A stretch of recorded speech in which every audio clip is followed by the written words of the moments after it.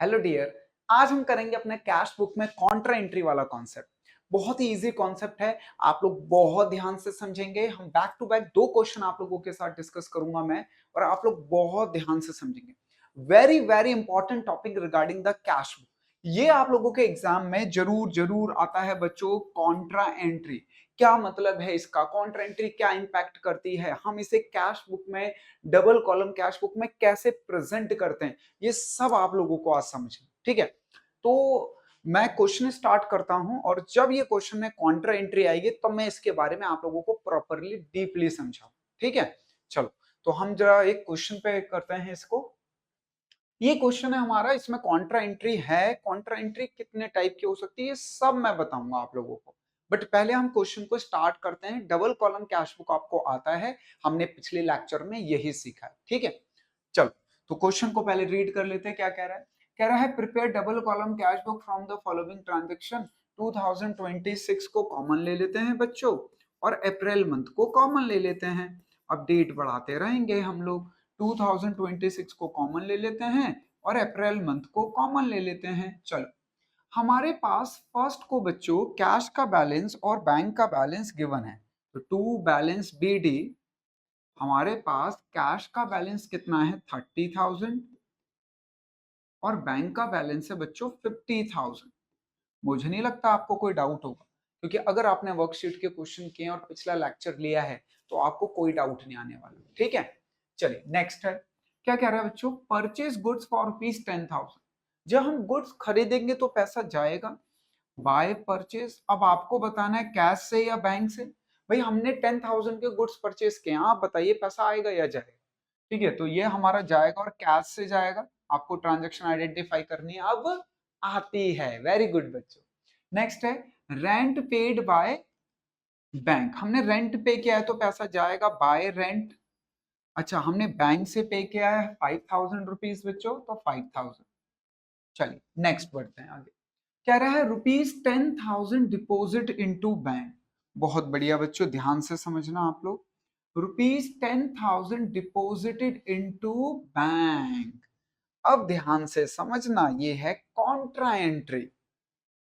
ये क्या है? Contra entry. वो क्या कह रहा है बच्चों? ₹10,000 डिपॉजिटेड इनटू बैंक।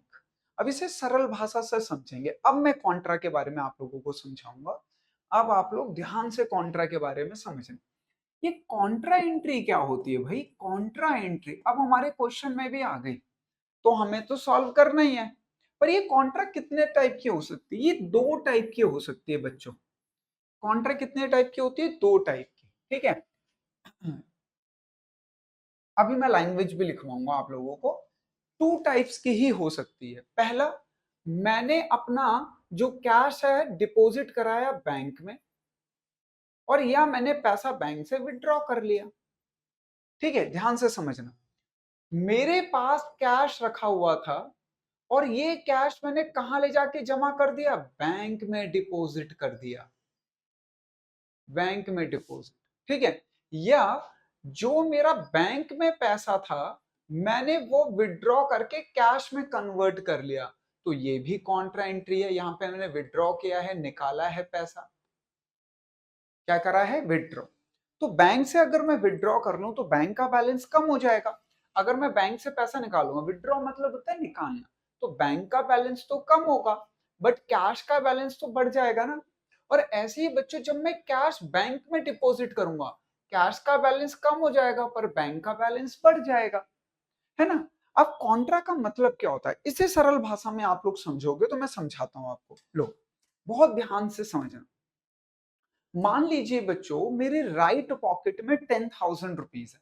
मेरे राइट पॉकेट में कितने रुपए हैं? 10,000। मैं कॉन्ट्रा का मतलब समझा रहा हूं।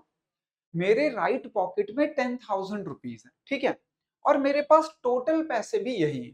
तो अब मैं आपसे क्वेश्चन पूछता हूं, आप बताइए मेरे पास टोटल क्या कितने पैसे हैं? आप कहोगे सर 10,000। और मेरे राइट पॉकेट में कितने हैं? 10,000। ठीक है ना, क्लियर है? अब तो इस एग्जाम्पल को आगे लेके चलते हैं बच्चों। क्योंकि मैंने 10,000 अपने राइट पॉकेट में रख रखे हैं, तो मेरी ये वाली पॉकेट थोड़ी सी ज्यादा भारी हो रही है। तो मैंने इसमें से 3,000 रुपीज निकाल के अपने लेफ्ट पॉकेट में रख ली। तो बताइए मेरे राइट पॉकेट में कितने रुपए हैं? 7,000, क्योंकि मैंने 3,000 निकाल लिए। और लेफ्ट पॉकेट में कितने? 3,000। बट बच्चों मेरे पास टोटल मनी कितनी है? भाई टोटल मनी अभी भी मेरे पास 10,000 ही है, बस मैंने उनकी प्लेस चेंज करी है। मैंने एक जगह से पैसा उठा के दूसरी जगह पे डाल दिया है। तो बच्चों मैंने क्या करा, सिर्फ कैश को चेंज किया है प्लेसेस, बट मेरे पास अभी भी 10,000 रुपीज है। तो बच्चों कॉन्ट्रा एंट्री का मतलब होता है हमारा कैश बुक में कि हमारे पास पैसों में जो हमारे पास टोटल मनी थी वो तो डिक्रीज नहीं हुआ, जो हमारी टोटल मनी थी वो डिक्रीज नहीं हुआ, बस हमारा पैसा इधर से उधर चले गया, यानी कैश बैंक में चले गया या बैंक से कैश निकाल लिया गया। तो इसे हम कॉन्ट्रा एंट्री कहते हैं। ठीक है, चलो अब कॉन्ट्रा एंट्री वाला कॉन्सेप्ट आप लोगों को समझ आ गया, ठीक है ना। अब इसकी लैंग्वेज क्या क्या हो सकती है? अब इसमें बच्चों हम बहुत सारी लैंग्वेजेस होती है, पर घुमा फिरा के दो ही कॉन्सेप्ट है, पहला और दूसरा। ध्यान से समझना, आप अपना कैश कहां पे डिपॉजिट कर रहे हो? कहां डिपॉजिट कर रहे हो? बैंक में। कहां डिपॉजिट कर रहे हो? बैंक में। ठीक है, तो बैंक का बैलेंस तो बढ़ जाएगा बट कैश का बैलेंस कम हो जाएगा, पहला ये है। अब इसको कैसे कैसे पूछता है, लैंग्वेज देख लो। कहेगा cash paid into bank, cash paid into bank, या cash deposited, cash deposited into bank, cash deposited into bank. या क्या लैंग्वेज यूज कर सकता है बच्चों? रुपीज समथिंग बैंक्ड, कुछ भी अमाउंट, 5,000, 10,000 बैंक्ड। इन तीनों का एक ही मतलब है कि हमने जो अपने कैश को बैंक में जमा कर दिया, कैश बैलेंस कम हो गया, बैंक बैलेंस हमारा बढ़ गया। ये इस तरीके से लैंग्वेज यूज कर सकता है। अच्छा दूसरा क्या है, जब बच्चों हम बैंक से विथड्रू कर लेते हैं या ड्रू कर लेते हैं, विथड्रू मतलब निकालना, या ड्रू कर लेते हैं, लैंग्वेज ड्रू भी यूज करता है एग्जामिनर, या बच्चों ड्रू कर लें या ड्रॉ कर लें। ठीक है, बैंक से विथड्रॉ कर लिया हमने, क्या विथड्रॉ कर लिया? कैश। तो इस वाले सिचुएशन में क्या होगा, हमारा बैंक बैलेंस कम हो जाएगा और कैश बैलेंस बढ़ जाएगा।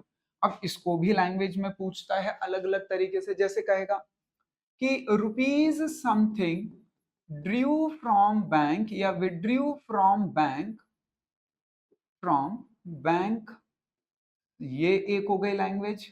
दूसरी लैंग्वेज में बोल सकता है बच्चों rupees something drew from bank, from bank for office use, for office use या ऑफिस पर्पस, इस तरीके से लैंग्वेज बोल सकता है। ठीक है ना, चलो तो आगे बढ़ते हैं अब। तो अब बच्चों आप लोग समझ चुके हैं, तो क्वेश्चन पे वापस आते हैं और ध्यान से समझने से कैसे करना। देखो क्या लिखा हुआ है बच्चों, ये कह रहा है ₹10,000 डिपोजिट इनटू बैंक। मैंने 10,000 रुपए बैंक में डिपॉजिट किए हैं, मैंने 10,000 रुपीज बैंक में डिपॉजिट किए हैं। तो देखो मेरा बैंक का बैलेंस तो बढ़ जाएगा, ध्यान से देखना, बिल्कुल ध्यान से, मेरा बैंक का बैलेंस तो बढ़ जाएगा, बट मैंने डिपॉजिट क्या किया? कैश, तो मेरा कैश का बैलेंस कम हो जाएगा।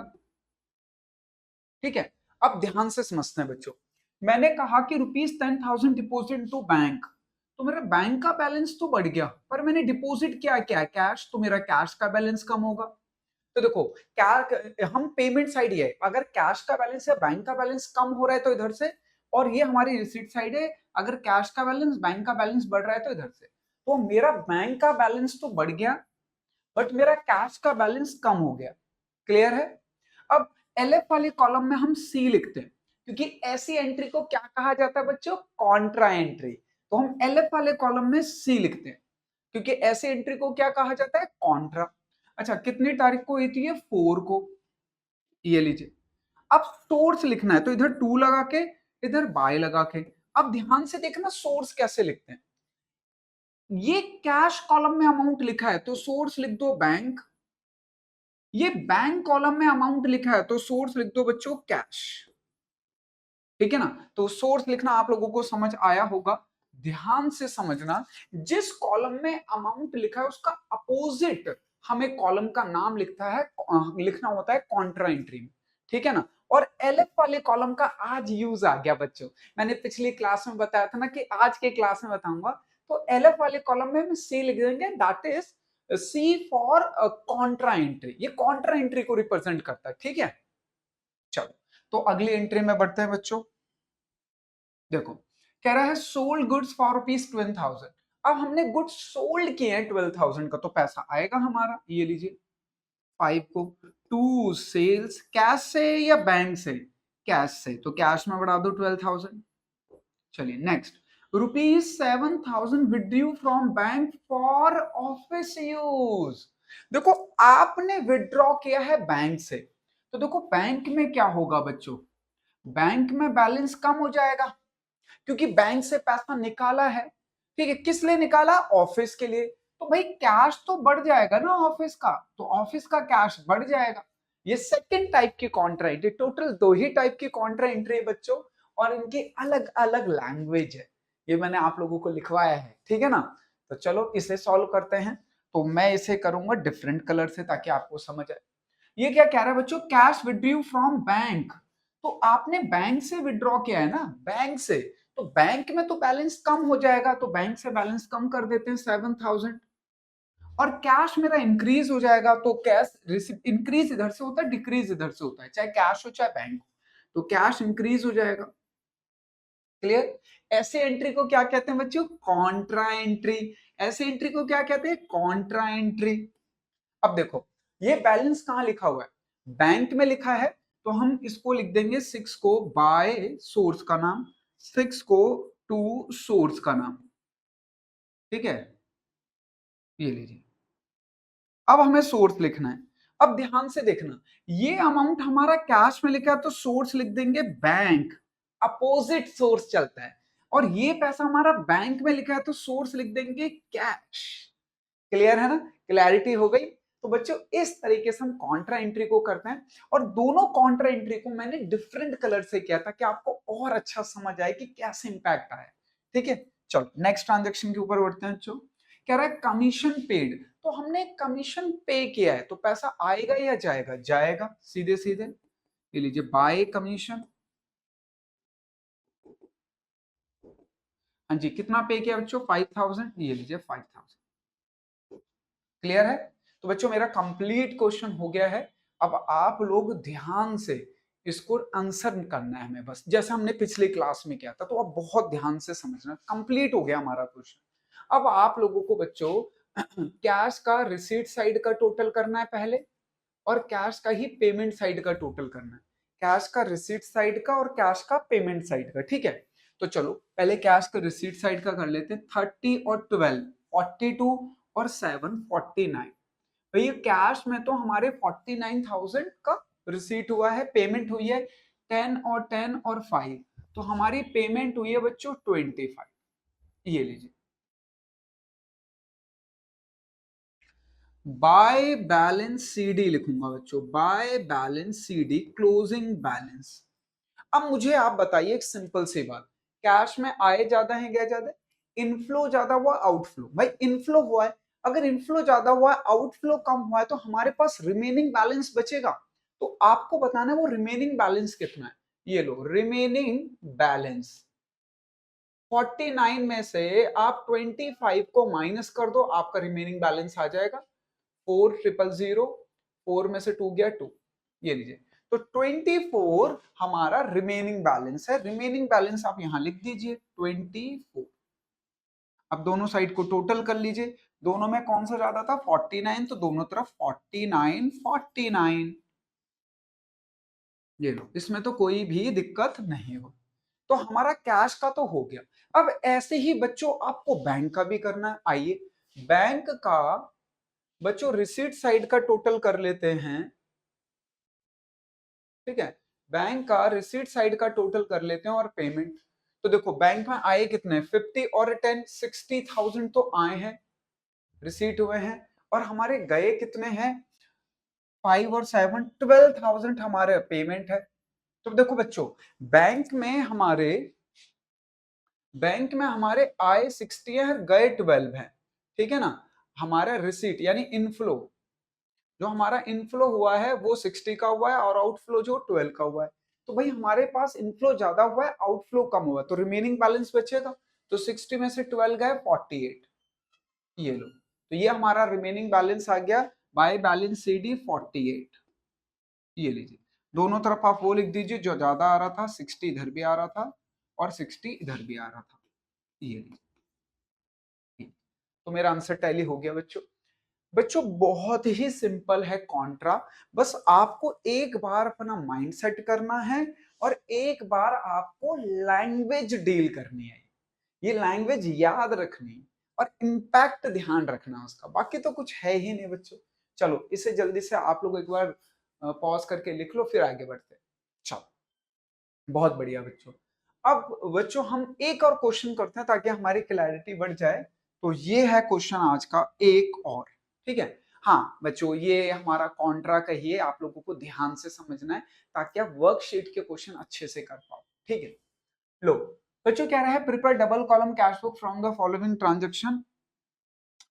2026 जैन मंथ हमें कॉमन ले लिया, 1 तारीख को पहला है 2026 और जैन मंथ को कॉमन ले लिया। लीजिए कह रहा है हमारे पास कैश का बैलेंस और बैंक का बैलेंस पहले से है, तो आपको पता ही है टू बैलेंस बीडी लिखेंगे, टू बैलेंस बीडी। कैश का बैलेंस बच्चों 50,000 है और बैंक का बैलेंस बच्चों 40,000 है, ठीक है ना, क्लियर है। चलो आगे बढ़ते हैं। कह रहा है परचेज गुड्स फॉर ₹12,000, आपने गुड्स परचेज किए 12,000 के, तो भैया हमारा तो पैसा जाएगा। ये लीजिए बाय परचेज। हाँ जी, अब बताओ बच्चों कैश से या बैंक से? ऑब्वियसली कैश से, आप लोग तो खिलाड़ी हो गए लैंग्वेज पकड़ने के लिए अब, ठीक है ना। इसमें लिखा है चेक, ना लिखा है बैंक, ना लिखा है ऑनलाइन ट्रांजेक्शन, तो ये कौन सी ट्रांजेक्शन हुई? कैश ट्रांजेक्शन हुई। चलो आगे, उसके बाद लिखा है बच्चों इंश्योरेंस पेड बाय बैंक 3 तारीख को, बाय इंश्योरेंस, आपने इंश्योरेंस पे किया है। हाँ कैश से या बैंक से, पैसे जाएंगे जब भी हम इंश्योरेंस पे करेंगे, तो बैंक से किया है, तो बच्चों बैंक से 5,000 रुपीज। चलिए वेरी गुड। नेक्स्ट कह रहा है 8,000 डिपोजिटेड इनटू बैंक, भाई हमने 8,000 डिपोजिट कराया बैंक में। आ गई ना कॉन्ट्रा एंट्री। अब आप लोग बताइए, मैं तो करूंगा, आप लोग बताओ क्या करूं। ₹8,000 बैंक में डिपॉजिट करें, तो पहले बताओ बैंक का बैलेंस कम करूं या बढ़ाऊं? मैंने 8,000 अपना कैश घर का निकाल के बैंक में जमा कर दिया, तो भाई मेरा तो बैंक बैलेंस बढ़ जाएगा। टू 4 को 4 को बाय, ठीक है ये लीजिए, तो मेरा बैंक का बैलेंस 8,000 से बढ़ गया, बट मैंने जमा क्या करा है, डिपॉजिट क्या करा है, कैश, तो मेरा कैश का बैलेंस तो कम हो जाएगा। और ऐसी एंट्री को मैं कॉन्ट्रा कहता हूं बच्चों, ये लीजिए, ऐसे एंट्री को क्या कहता हूं मैं? कॉन्ट्रा। अब ये पैसे लिखे हैं कैश में, तो सोर्स लिख दूंगा बैंक, और ये अमाउंट लिखा है बैंक में, तो सोर्स लिख दूंगा कैश। ये लीजिए फिर से ₹8,000 डिपोजिट इनटू बैंक, तो बैंक में तो मेरा बैलेंस बढ़ गया, ये रिसिट साइड है, पर कैश का बैलेंस तो कम होगा ना बच्चों। मैंने डिपोजिट क्या करा है, कैश ही तो डिपोजिट किया है, ठीक है। चलो आगे बढ़ते हैं।